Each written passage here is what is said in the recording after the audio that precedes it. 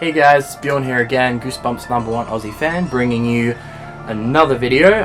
This one is going to be talking about which monsters I would like to see in the Goosebumps sequel.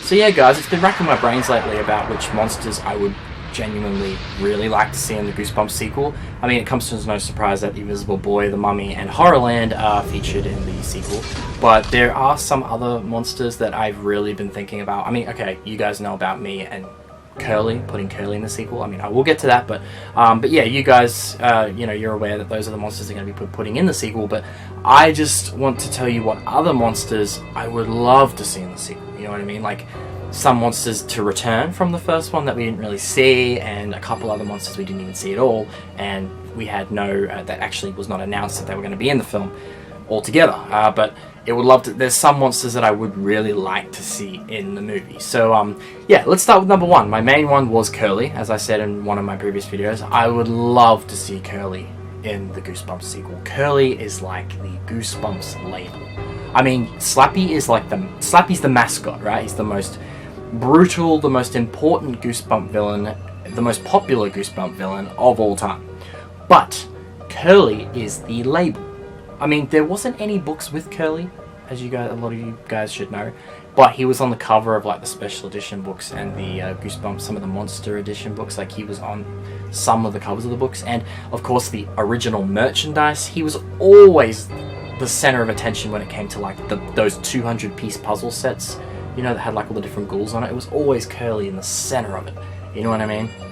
And you had like those flip faces, you had those what do you call them, freaky faces, you had the Goosebump collectibles, you had Goosebumps bookends, you had bookmarks, you had those monster creature things where you snap your fingers and they spin around. Like, just so many things with Curly. And I mean, there was no books actually with him. Oh, the other thing I have is a nightlight. Sorry guys, just getting away with all my Goosebump merch. But yeah, there was just so much stuff with Curly, and he wasn't even in any Goosebump book. But to me, he is just a very important Goosebump villain. Like, he is a face, you know what I mean? He was kind of like the face of Goosebumps back in the day.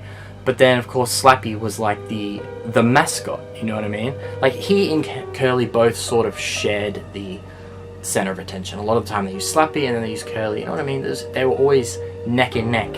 But because Curly wasn't really in any of the books, I felt like maybe that sort of, you know, played a part as to reason why he didn't ended up being in the movie, you know what I mean? But I'm thinking, what about the Goosebumps sequel? Yes! Bring Curly in the Goosebumps sequel. We're talking about Horrorland, right?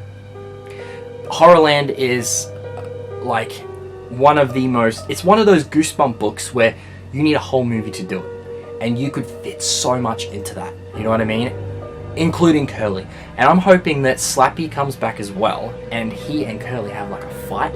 Like, fighting over who's in charge sort of thing. Like I said in one of my previous videos, there'll be Curly coming out saying, "I am the master of ceremonies. Step aside, Slappy, this is my show now." You know what I mean? I picture that line in the movie. It would just be so awesome. If I was writing the script, that would be in it. Like, it would not be taken away from the first, second draft. It would be kept in the film, you know what I mean? But yeah, that's the main monster I really want to see in the sequel, is Curly.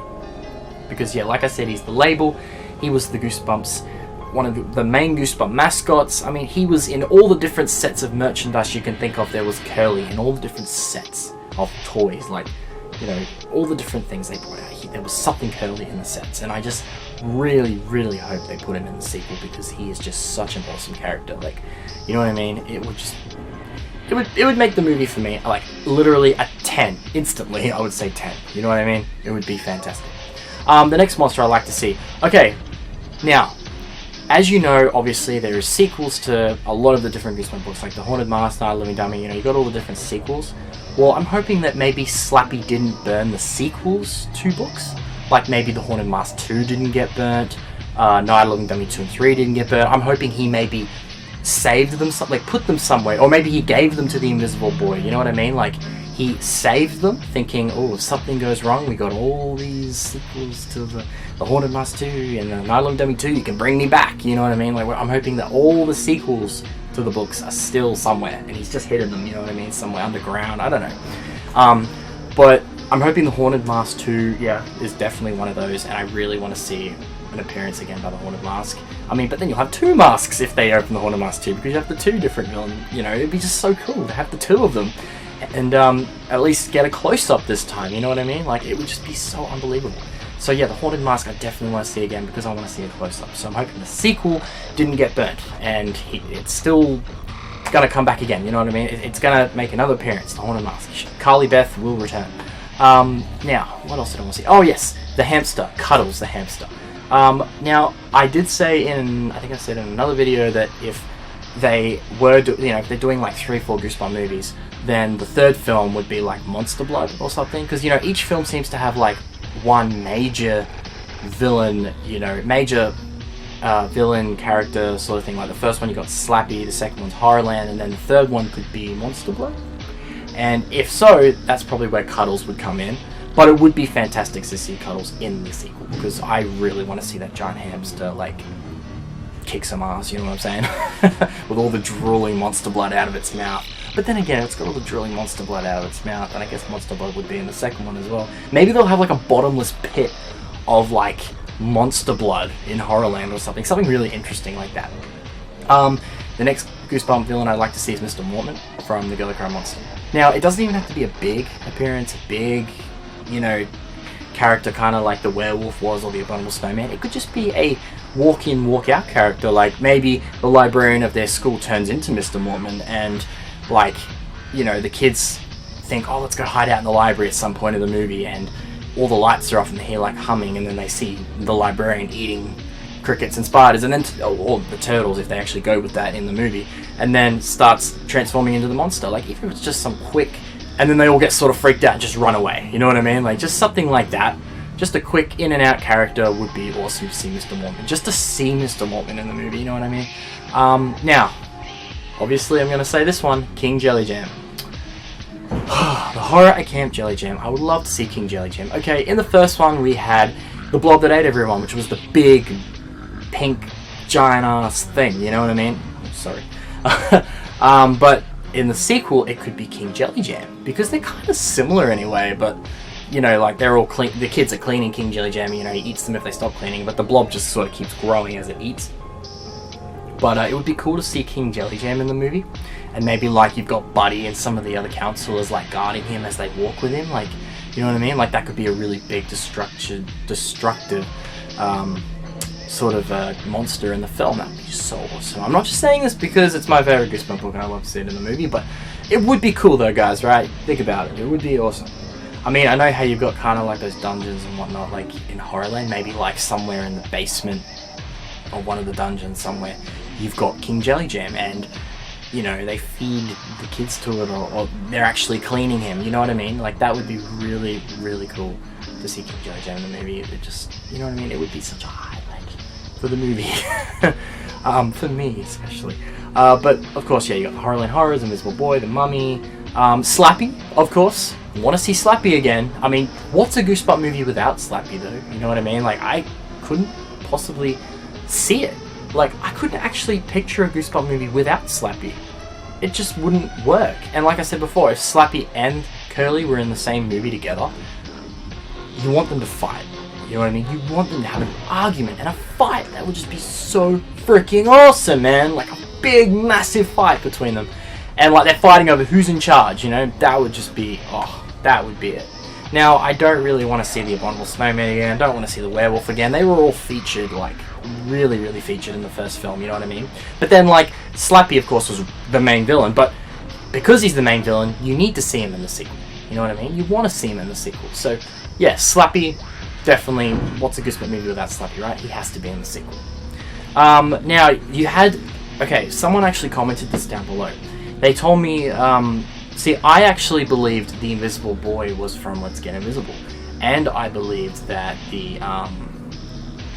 what's it called again? The Invisible Boy and the Mummy was from Curse of the Mummy's Tomb. But no, it's actually Prince Carew from Return of the Mummy. And it's actually Brent Green from My Best Friend's Invisible. Because it actually said on, like, before the movie was being made, this is how I just had it from memory when I did the video, it said that it's the ghost from Let's Get Invisible and the mummy from Curse of the Mummy's Tomb. So instantly I just assumed, yep, it's those characters. But no, it's actually from Return of the Mummy, and, because Prince Carew was like a mascot as well back in the day. Like, there was a lot of merchandise of Prince Carew, the mummy. So, of course, it only made sense they put Prince Carew in the movie, because he's a more important sort of thing. It's funny, like, a lot of the sequel characters tend to be the most important ones. Like, okay, Slappy was in the first film, like I said, but he didn't really show that he was alive and evil until the end. And then, of course, in Night Loving Dummy 2 and 3 and Bride and Son of Slappy, Slappy's Nightmare, he's the main evil dummy, you know what I mean? But, yeah, it's funny how they pick a lot of characters that are sort of more important in, like, the sequel. You know what I mean? Like, they did that a lot. Well, R.L.Stine did that a lot, but I think mainly because the first book was introducing the characters, and then the sequels was when, you know, that's kind of like introducing the series. Like, Night Loving Dummy 1 is introducing Slappy. And, well, as I said, he was alive when she read the magic words, clearly. And, at the end, he shows that he's alive, and then he's the evil dummy throughout the whole series, and he's the most popular Goosebump villain now, so you know what I mean. But yeah, getting off topic again. But yeah, what's a Goosebump movie without Slappy? And of course it was Prince Carew. So I'm thinking maybe the mummy from the first book, like, they could maybe put into the movie. I don't know, but obviously it's not going to be that, because it says that the mummy was one of the sole survivors, so it's Prince Carew still, guys. But yeah, what other characters? The Beast from the East. Yes, I want to see those. That would be sick. Now, okay, it's no surprise. The first draft or the second draft of the script, I'm actually going to do a separate video talking about it, but there was a second draft that you guys can read online. I'll put it in the description. They actually had the Beast from the East in the second draft of the script, and they also had Cuddles in it. A couple of the monsters we didn't see in the movie actually were originally written in the script. Now, I'm just going to say this, this Goosebump movie we got was good, but it could have been a lot better. I read the second draft or the first draft of the script, and it was a lot more darker and creepier, and a lot of the monsters that didn't really get shown so much in this movie actually did in that one. Things were done better, I think. It was written better, and it was creepier. It was not as over-the-top funny like the movie that we got now. See, now I'm just going to say this, okay guys, I'm going to go off topic again. The movie we got, the Goosebump movie we got, now, the comedy elements were up here. Okay, it was just like funny. The horror elements we got down here, right? But Goosebumps is meant to be like this. The horror is meant to be here, and there's meant to be very mild humor. It's not the movie or the Goosebumps books are legitimately funny and they're a bit scary. No, they are legitimately scary and a little bit funny. Now, that's what the balance of the movie was, actually the complete opposite of what it was meant to be. And when I'm hearing people like Rob Letterman and like Dylan Minnette or some of the cast say that, I'm like, no, you're wrong. The books are scary and a little bit funny. Not funny and a little bit scary. It's the opposite. They are legit scary. Some of the books were so scary they got challenged back in the 90s. Some of the books could have been teenage books. You know what I mean? So that's another thing. I'm hoping that, because it's leading me into what else I would like to see in the Goosebumps sequel, is a scarier movie. I want it to be creepier. You know what I mean? I know the target audience is for 9, 10-year-olds or whatnot, but I'm just going based on the books. They are legit scary with a little bit of humor. Not humor and a little bit scary. The balance is the other way around, okay? If you actually read the Goosebump books, you will see that. There's not much humor in the books. The movie was legit just, they were trying to be funny around every corner, like, let's throw in a joke, you know what I mean? But really, they didn't need to do that. They kind of covered up what could have been great, like scary. Hey, it's actually raining. Whoa, perfect atmosphere for a Goosebump video. But yeah, those are all the monsters that I'm really hoping to see in the movie, and I would like to see them add a bit more scare to the movie and a little less humor. I'm really hoping they just... Because I actually noticed a lot of people saying that. At first, I wasn't believing them. I thought like, oh nah, Goosebumps has got funny in it, you know. But I'm sure the movie is more scary than funny. But then when I actually saw the movie, no, I did realise it was just over the top funny and not too much scare. It needs to be more scary and less funny. Like, it needs... Because Rob Letterman and, you know, a couple of the cast were saying how, yeah, the movie is like... the books and the movie, like, they're funny and they're a little bit scary. No, they're scary and a little bit funny. That's Goosebumps, alright? When you read the books, you know that's true. I mean, Goosebumps is meant to be horror for kids, not, you know, with a little bit of humor every now and then. But that's what I'm hoping that the sequel, I'm really hoping they can whip that up, you know what I mean? Really actually crack the code this time, because they were saying how they cracked the code. Well, they didn't really crack the code. I mean, I'm gonna say the scariest thing about the movie was probably the werewolf and maybe the ghouls in the graveyard, like when it comes out of the ground or when the hand comes around the corner, like those little bits, and maybe the bit when Slappy says, "I've been saving this monster just for you." That was a bit creepy, like how he's standing up and he's that little bit as well.